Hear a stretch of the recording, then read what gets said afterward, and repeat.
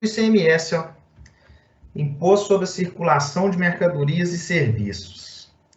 Na verdade, pessoal, o nome do ICMS é tão grande que, além de ter a sigla, a gente ainda reduz na hora de falar ainda.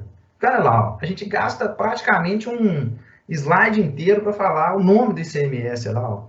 Imposto sobre operações relativas à circulação de mercadorias e sobre prestação de serviço de transporte interestadual, intermunicipal e de comunicação. O que nós vamos nos fixar? Nisso aqui, ó, circulação de mercadorias. É o C e o M da sigla aqui, ó. Então, tranquilo, ó, Imposto sobre Circulação de Mercadorias. Isso significa que ele incide sobre a circulação de qualquer mercadoria. Não tem que tipo de mercadoria que tem que ser esse M aqui, ó. Agora, o S, quando a gente fala da sigla, a gente fala assim, ó, ICMS, Imposto sobre Circulação de Mercadorias e Serviços. Só que o S da sigla aqui, ele só significa transporte interestadual, transporte intermunicipal e serviço de comunicação. Tá aqui, ó. Então, são os 3 serviços que são tributados aqui no S do ICMS. Porque os outros serviços, eles vão ser tributados, em regra, pelo ISSQN. ISSQN é o Imposto sobre Serviços de Qualquer Natureza, ou chamado apenas de ISS, Imposto sobre Serviços. Então, o que nós temos que entender já no início aqui, ó? ICMS é Imposto sobre Circulação de Mercadorias e Serviços. Beleza. Ele tributa qualquer mercadoria? Sim. Ele tributa qualquer serviço? Não. Ele só vai tributar 3 serviços, que é o serviço de transporte interestadual, o serviço de transporte intermunicipal e o serviço de comunicação. O ICMS ele é previsto no artigo 155, inciso 2 da Constituição. Então, a competência para instituir o ICMS é dos estados.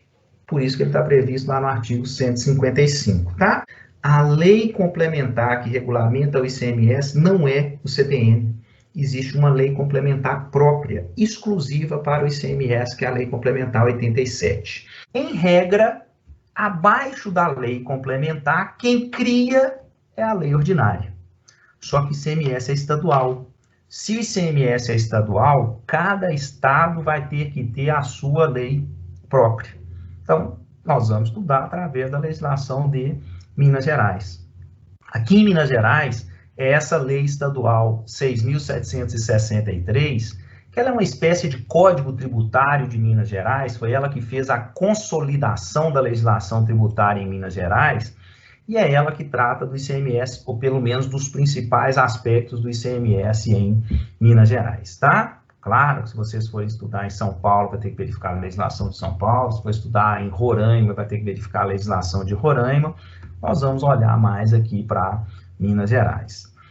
Temos também o regulamento do ICMS aqui em Minas Gerais. Se a competência é do Estado, se a lei é estadual, o decreto também é estadual, né, pessoal? Então, esse decreto ele é válido para regulamentação aqui em Minas Gerais. Ele é chamado aí de regulamento do ICMS em Minas Gerais.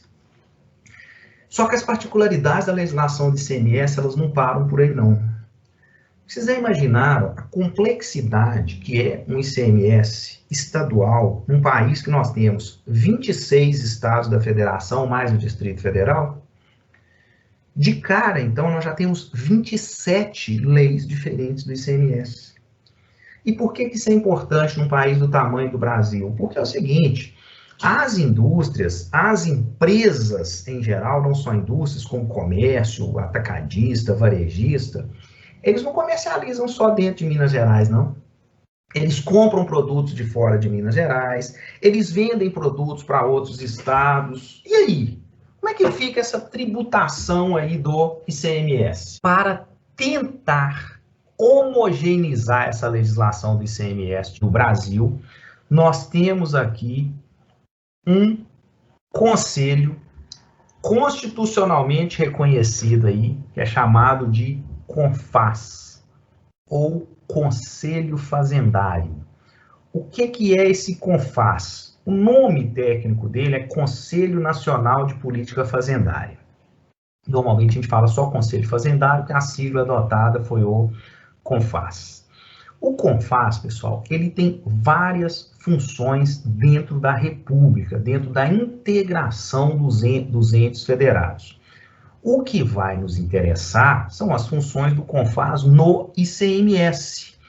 Ele tem a função aqui, ó, de elaboração de políticas e harmonização de procedimentos referente à competência tributária dos estados. Traduzindo isso, o CONFAS, pessoal, ele tenta que a legislação dos estados seja o mais parecida possível. É óbvio que ele não tem como obrigar a legislação do estado de Minas Gerais a ser igual a de São Paulo, a ser igual a do Rio de Janeiro. Mas ele pode trazer procedimentos que vai fazer com que essa legislação fique pelo menos parecida, harmônica. Para quê? Para facilitar para os contribuintes. Para que o sistema tributário não seja tão complexo assim, São Paulo vai fazer o que ele quiser com a legislação dele, Minas Gerais o que quiser. O problema é que isso acaba trazendo uma situação de dificuldade de integração do comércio dentro do cenário nacional.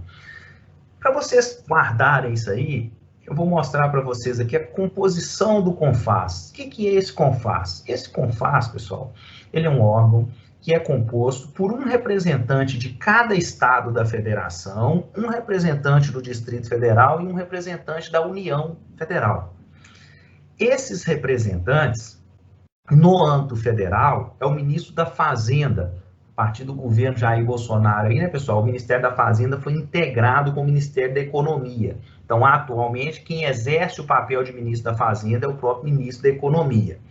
Então, no âmbito federal, atualmente, o ministro da Economia. No âmbito estadual, cada estado nomeia o seu representante, que em regra é o secretário de Fazenda, né? No âmbito estadual a gente não chama de ministro, a gente chama de secretário. Agora, esse estado pode dar o nome de secretário da Fazenda, secretário da Economia, secretário de Finanças, aí depende de cada estado, mas vai ser aquela secretaria que se ocupa aí dessa parte tributária dos estados.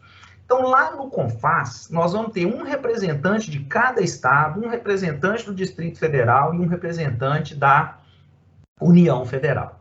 Esses representantes, periodicamente, eles vão se reunir aí no CONFAS e trazer essas regras para tentar harmonizar a legislação do ICMS.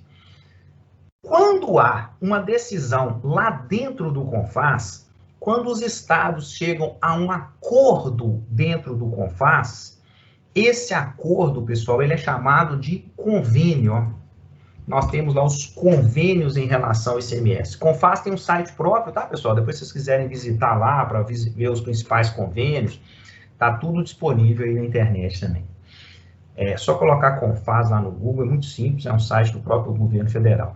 Então, ó, quando os estados se reúnem e celebram um convênio, esse convênio ele é válido para todos os estados e para o Distrito Federal.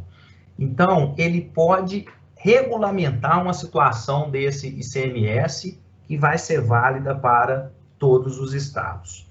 Então, quando existe um convênio referente ao ICMS, em termos de legislação tributária, o convênio ele vai se situar aqui, ó, entre a lei complementar e a lei estadual.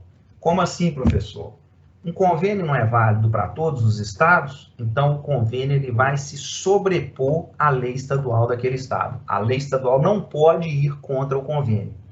Mas o convênio, para ser considerado constitucional, ele vai ter que estar de acordo com a lei complementar 87 e vai ter que estar de acordo com a Constituição. Então, no ICMS, além dele ter uma lei complementar própria, nós temos que também entender que, se existir convênio, o convênio ele vai estar acima da legislação estadual, mas abaixo da lei complementar. Então, ele vai ser aplicado em todos os estados, mas não pode ferir nem a lei complementar e nem a Constituição Federal. Além dos convênios, nós temos aí também a celebração de protocolos. O que é essa celebração de protocolos? O que isso nos interessa aqui? O que isso vai influenciar nos nossos estudos aqui? Seguinte, Quando o Estado, ou melhor, os Estados aprovam um convênio, esse convênio ele vai ser válido em todo o território nacional, porque ele foi aprovado dentro do CONFAS e tem representante de todos os estados lá dentro. Mas os estados não são obrigados a fazer acordo só dentro do CONFAS. Minas Gerais pode, por exemplo, querer fazer acordo só com os estados do Sul, Sudeste, Centro-Oeste. Ou então o seguinte, Minas Gerais leva uma proposta de convênio lá para o CONFAS. Determinado assunto, então, do ICMS, que ela entende que seria bom uniformizar em todo o território nacional. Chega lá no CONFAS, os estados do Sul e Sudeste gostam muito da proposta, mas os estados do Nordeste viram e falam assim, não, isso não serve para nós aqui não. Esse tipo de proposta aqui para o Nordeste não serve não, então nós não vamos aprovar isso. Então os estados do Nordeste não quiseram, não aprovaram, isso não virou um convênio. Mas os estados do Sul e Sudeste entendem que isso é bom para eles. O que eles podem fazer então? Eles podem celebrar um acordo só entre eles, só entre os estados do Sul e Sudeste. Esse acordo, pessoal, ele não vai ter validade nacional, ele só vai ter validade intrapartes, ele só vai ter validade entre os celebrantes desse protocolo, entre os signatários desses protocolos, para usar a palavra mais utilizada aí. Então, esse protocolo ele só vai ter validade entre Minas Gerais, São Paulo, Rio de Janeiro, Paraná, Estado do Espírito Santo, Santa Catarina e Rio Grande do Sul. Quando Minas Gerais vender, por exemplo, o Estado do Rio Grande do Sul, vai ser aplicado o protocolo, porque o Estado do Rio Grande do Sul e Minas Gerais fazem parte do protocolo. Quando Minas Gerais vender, por exemplo, a Bahia, aí já não vai poder ser mais utilizado o protocolo. Por quê? Porque o Estado da Bahia não é signatário desse protocolo. Então, pessoal, os protocolos, eles são celebrados entre 2 ou mais estados e só tem validade entre eles. O convênio não. O convênio, como ele é celebrado dentro do CONFAS, ele vai ter validade em todo o território nacional. Tanto o convênio quanto o protocolo, hierarquicamente, eles se situam aqui, ó, entre a lei complementar e a lei estadual. O que vai diferenciar o convênio do protocolo é o âmbito de aplicação, porque o convênio ele vai ser aplicado em todo o território nacional. O protocolo ele só vai ser aplicado entre os estados signatários. Mas o protocolo, entre os signatários, ele se sobrepõe à legislação estadual, mas não pode se sobrepor à legislação complementar. Ditas essas particularidades em relação ao ICMS, nós podemos passar para a repartição de receitas do ICMS.